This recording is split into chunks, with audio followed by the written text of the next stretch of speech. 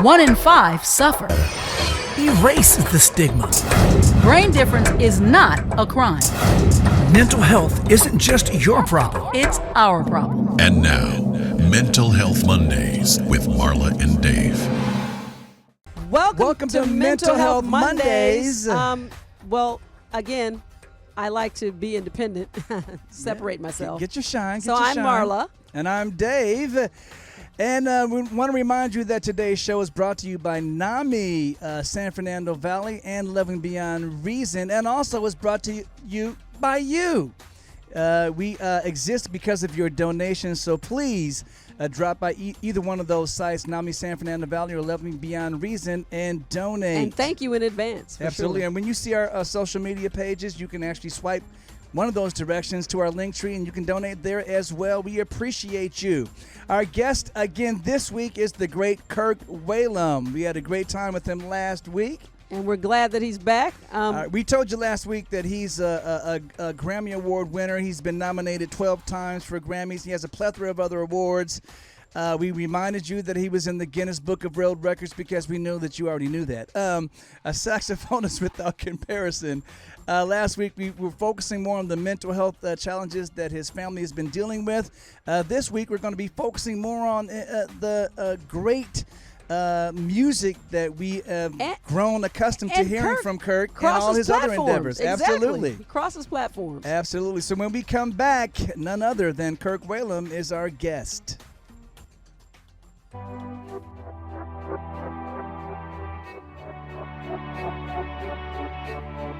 Help someone who is struggling by supporting the National Alliance on Mental Illness and be a part of the NAMI effect. Hope starts with you.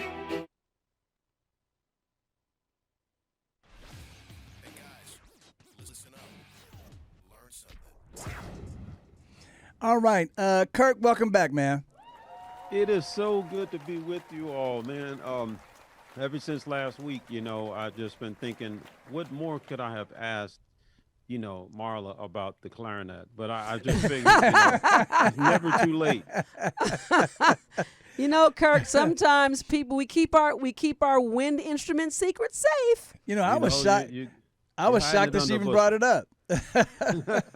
This is the one downfall of knowing somebody since you were 6 years old. Busted. They just know too much about you. So Busted. No matter what your story, I'm like, dude, how do we go from sharing peanut butter and jelly sandwiches to bills? What happened? Who does that? That is awesome. That is awesome. So you got us beat by far, man. I met Ruby when she was 14. It's the same because we didn't like each other till we were that age. So we met, but we hated each other until we were 14. So we're even. Well, yeah, she was dating my cousin, From the South? Yeah. Yeah, you know what I'm saying?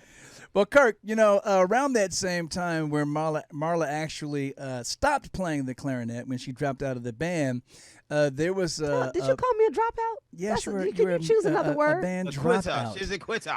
Quitter. She's a quitter. Anyway, there was a public radio station that I think might have been A&M's university's late night. They would shift and start playing jazz. And so I would always just have that on as I'm going to sleep. And the guy said, we got some new music. This is a floppy disk. And, man, my friend and I immediately picked up the phone and we said, did you hear that? We were like, who is that? I was like, I think they said it's Kirk Whalum. That was my first introduction, man. Wow. And then I went back, checked out all the my road manager said, oh, man, you didn't know about Kirk Whalum? If you don't remember the Bob James album?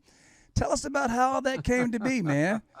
Right. So, I was one of those stories, Cinderella. I was playing with my band there in Houston, and we were, trying to break something. We were serious about this. Yeah. Man. We had our, nightly 100 people, maybe 150, but we had that 6 nights a week. And sometimes that would change over, and you might have 300 people, in a given night. And in Houston, in the early 80s, oil boom. I mean, that was just a rich time for a lot of reasons. The arts would just really thrive during this period. And so there I was in a band playing music that I had written or arranged. I mean, it was like a workshop. I was playing saxophone for a living. at 22.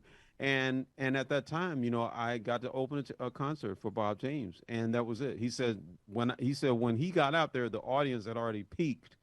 Wow. And he's right, because like I said, we this band was tight, man, and it's a good commercial for if you're in this and you got your little band and your little club, your little space that you play, man, don't take it for granted. Somebody comes in with a big name, whatever, they might not have had a chance to rehearse.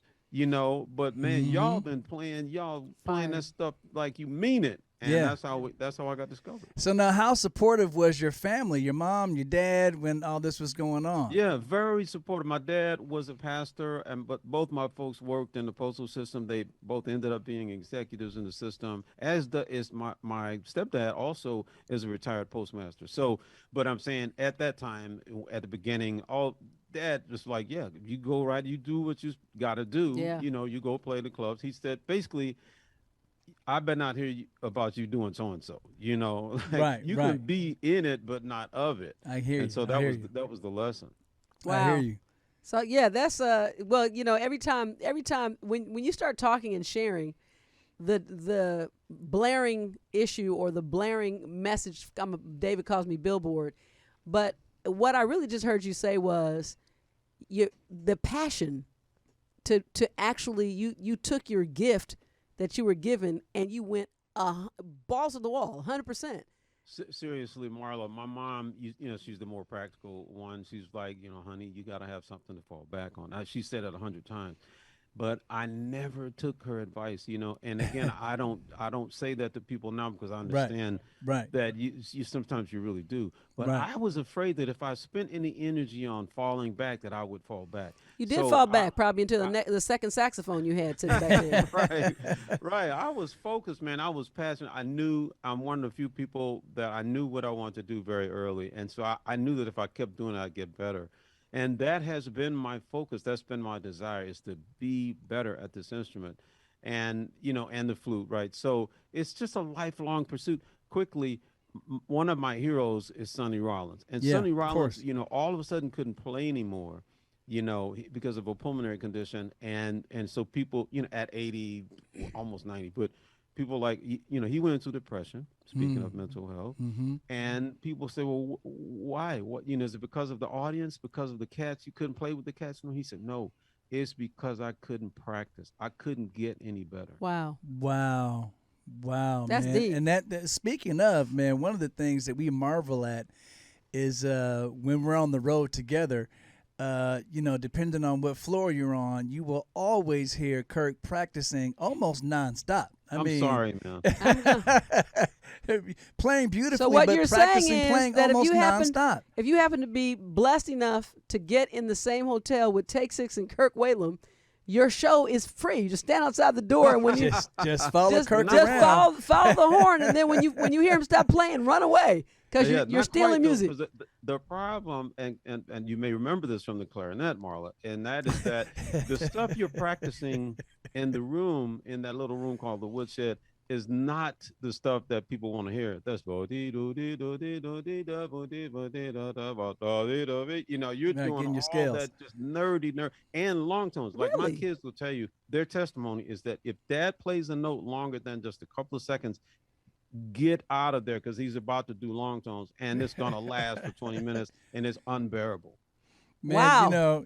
I tell you this, and I wasn't joking. One of the things that really struck me when I first heard you play on the radio was how expressive you were.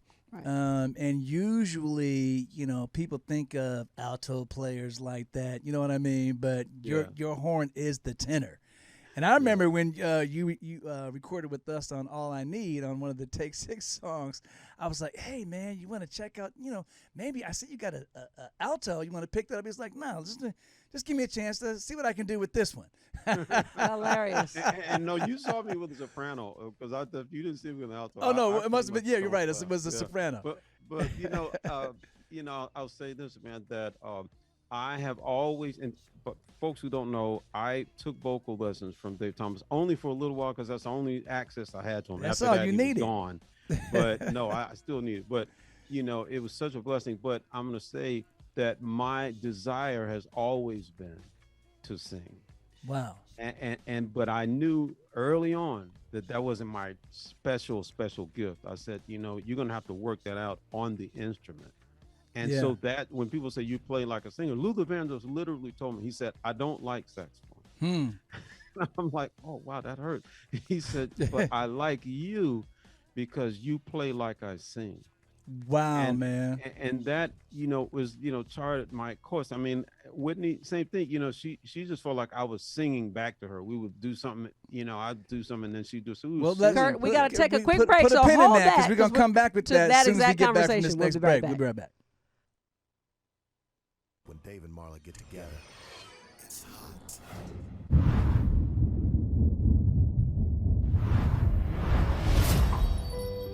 You may not realize it, but these words, often used to describe someone with a mental health condition, can be very harmful. In a country where 1 in 5 people are affected by a mental health condition, it's time for all of us to step up and change the conversation. Just because someone's struggle isn't obvious on the outside doesn't mean they aren't hurting on the inside. We need to see the person, not the condition. Join with me, pledge to be stigma-free.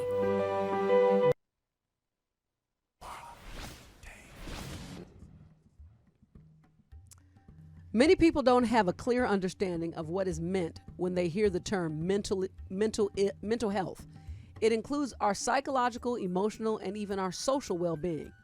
How we think, feel, act, and are affected.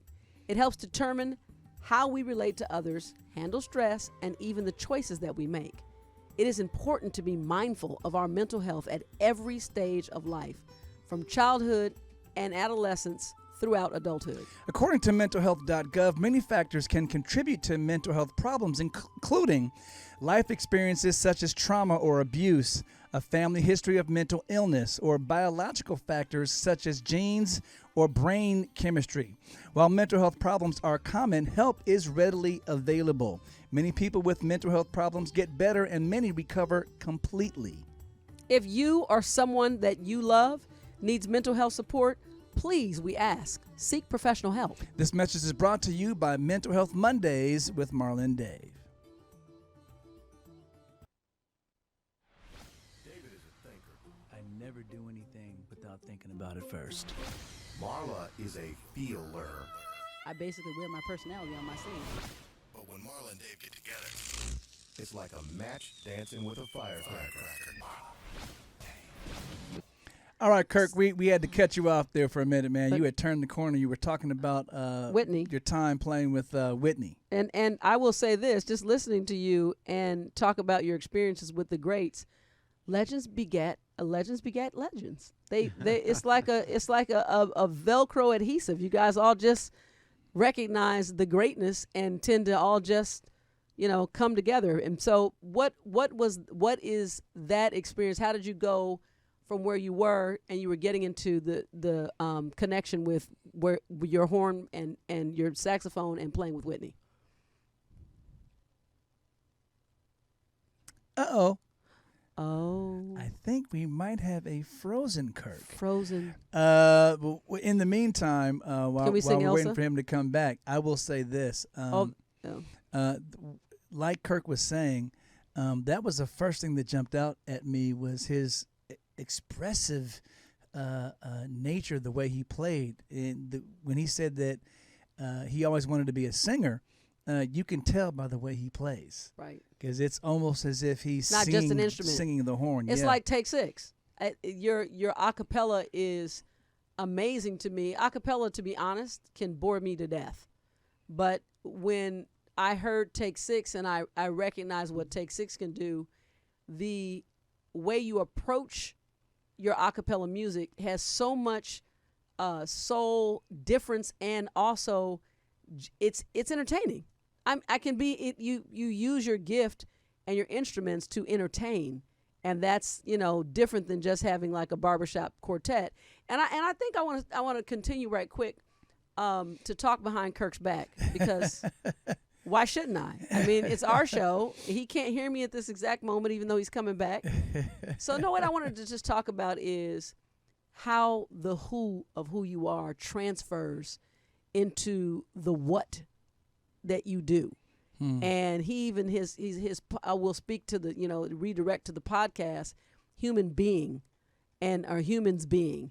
And that's kind of the issue that, you know, too many of us are humans doing. We're trying to accomplish something. We're trying to mimic. We're trying to match trends. And this great legend actually understood his gift. Absolutely. He had to be brave at some point because, you know, it seems like there was never any doubt. And the other thing that I want to point out to families and parents is parents sometimes need to get away from our paradigm of what, you know, we have a life, and yes, we do want to protect based on our experiences. But what I really heard Kirk saying multiple times is the support that he had. Well, not only that, when you say parents being able to let go of their paradigm, even his mom, like he said, honey, you need to have something to fall back on. And knowing Kirk, you know, not taking his mom's advice probably was a difficult thing to do if he wasn't so driven to do what he was doing. Same thing happened to me. You just feel like I can't not do this, if that makes any sense. This is something that I have to do. Interesting little fun fact about Dave. He didn't intend, Take 6 was not his goal, which has always been like, because, you know, when we were dating, he was like, I really want to do music, and he would play the piano and he would sing and whatever. And I said, you're really good. You know, I started trying to find connections for him, you know, in my circle in LA and whatever the case. And then Take 6 just happened. So it was part of his destiny and a God design. But I will tell you this. I say this to young people all the time. The truth is, you need to go 100%, apply 100% toward your dream, and you will actually, if you don't grab what you think is the dream you designed, you 100% of the time will fall into your destiny. There's something that we are all destined to do, and the rest of it is about the journey of what transpires as we make our way towards this design. All right, so I just heard from Kirk. He had a little, I guess, a breaker had a got power tripped, outage. So where his Wi-Fi was connected to. So he's working on that, and he'll be back. Kirk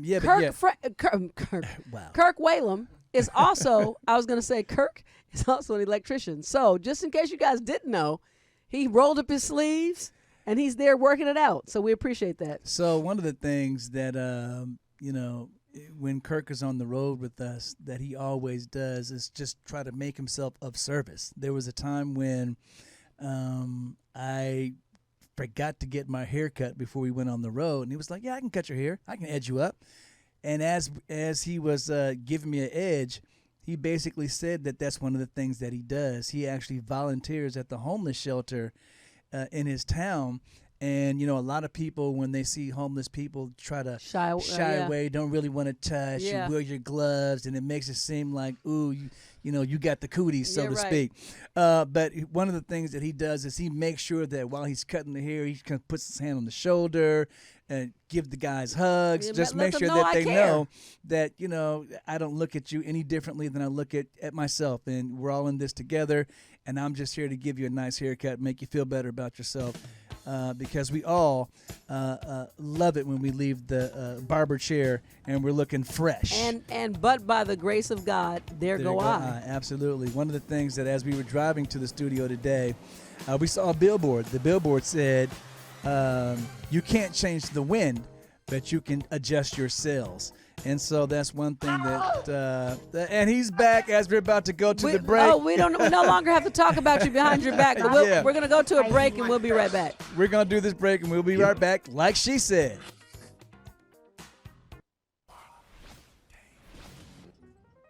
All right, it's pole time. Marla is the pole dancer. Today she's got the wave for us.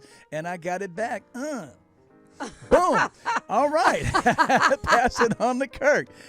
Marla, what's the poll question? What was the poll question that we asked Kirk last week? Well, what we asked him last week, which I clearly am just, a complete spoiler.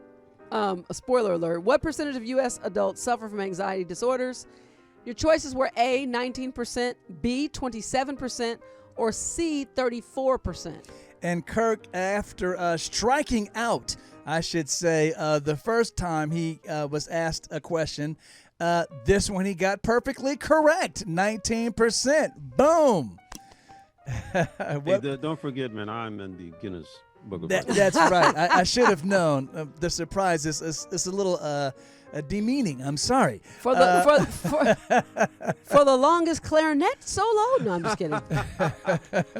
Marla, what's the poll question for next week? Next week, what is the average delay between the onset of mental illness symptoms and treatment? 1.5 years, 5 years, or 11 years? Kirk? Man, oh man. You know, once again, I'm thinking that this is something you're asking the audience, but you're asking me. Okay. So we'll ask you again, what is the average delay between the onset of mental illness symptoms and treatment for most people? A, 1.5 years, 5 years, or 11 years? I'm going to say 1.5 years. Okay. Well, we will see. That is one of the answers. We don't know if it's the right one, but we won't know till next week. We will see if Kirk Whalum. Please come back to see if he's in the Guinness Book of World Records for answering the most correct questions on the poll question. Stay tuned.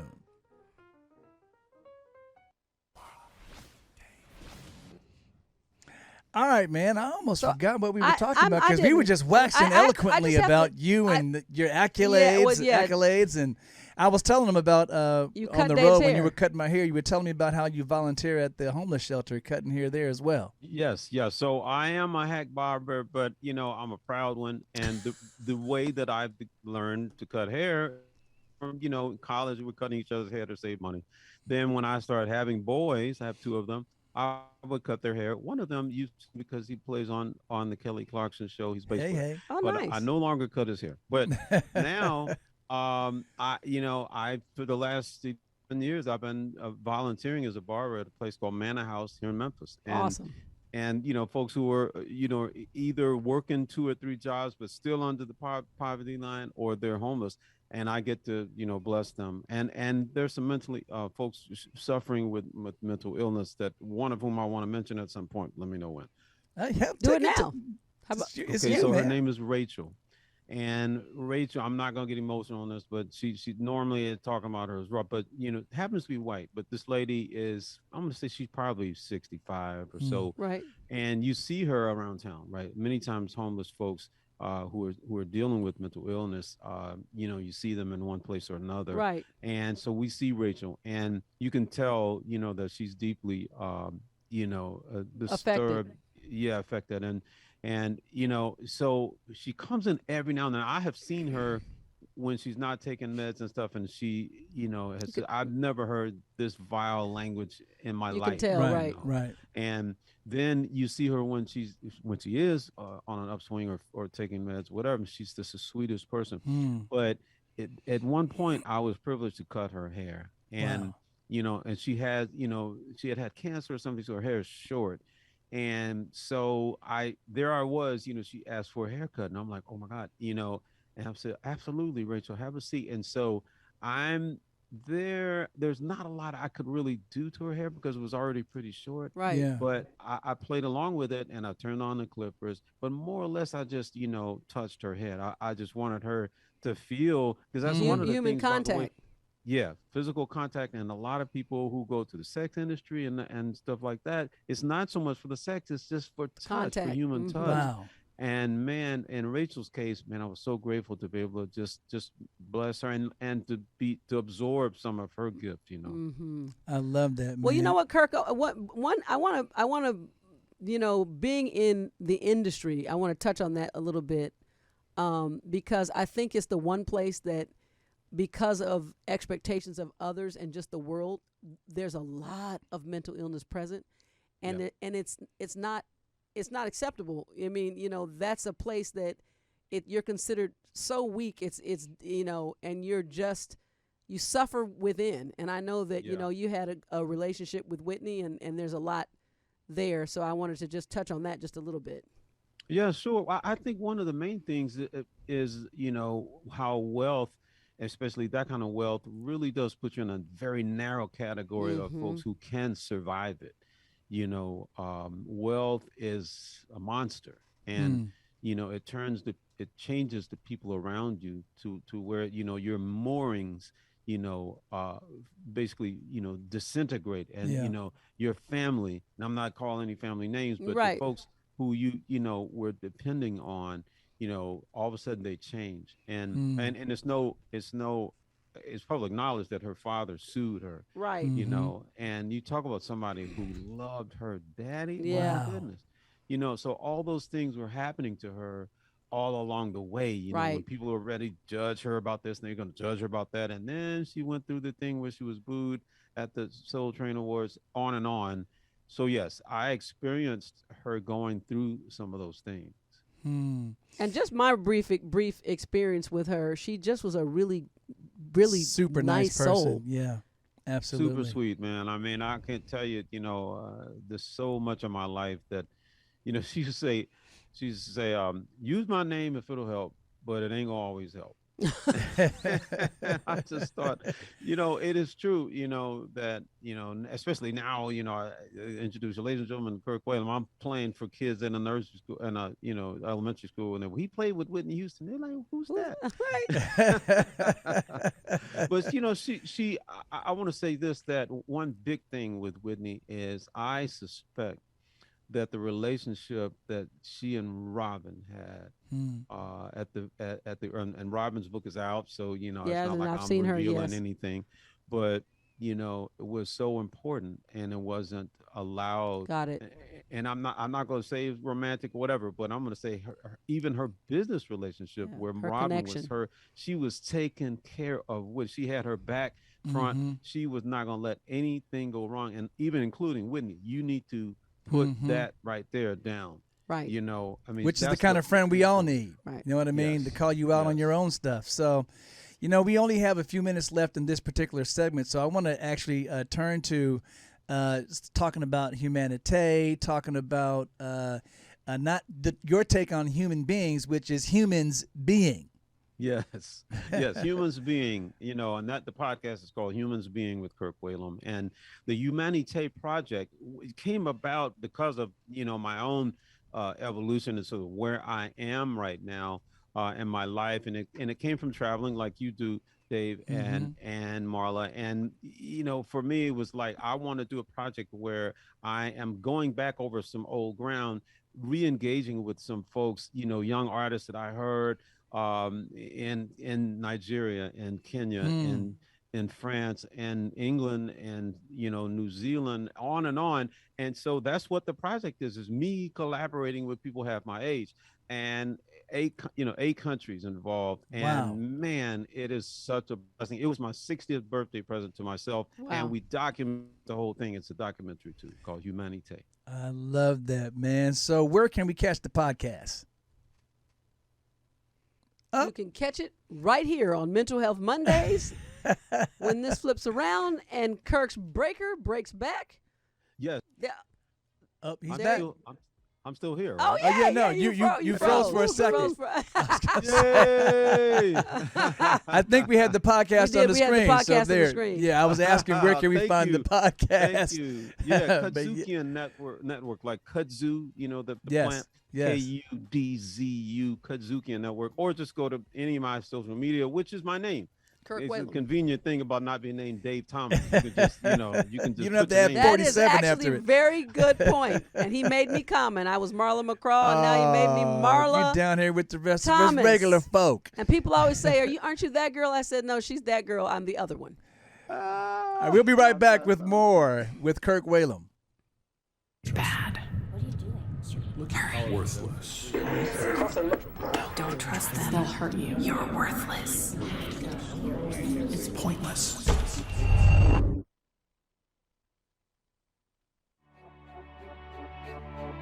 When the pain of schizophrenia meets hope, everything can change. Help someone who is struggling by supporting the National Alliance on Mental Illness and be a part of the NAMI effect. Hope starts with you. It's raw, real, and unfiltered. So, Kirk, as we get ready to end this our time together, I want to end with 2 thank yous. My first thank you is for coming and spending time and sharing Yes. so openly and purely with us. And the other one is, I really thank you for keeping your soul open to what God designed you to be. You're a refreshing human being. You can't fake genuine truth. You can't fake, to me, I just feel like you're one of the few people who stayed in touch enough to just not be affected, but you are very infectious, and I really appreciate you. Thank you so much, Marla. Speaking of healing, emotional, mental healing, your words are a balm. And frankly, when we go through this stuff, who did I call? I called y'all, and so I'm just so grateful, man. I think it just goes both ways here. Well, Kirk, we love you, man. Thanks for hanging out with us. You know that if you get passionate about the clarinet, it's not too late for you to leave. Holy Ghost. Oh, man. Well, thanks again, man. Love to the family. And we'll have to have you back. And Absolutely. Dave and I are going to come crash your podcast. Absolutely. Oh, man, you're not going to have to crash. It's already going to be scheduled. Trust me.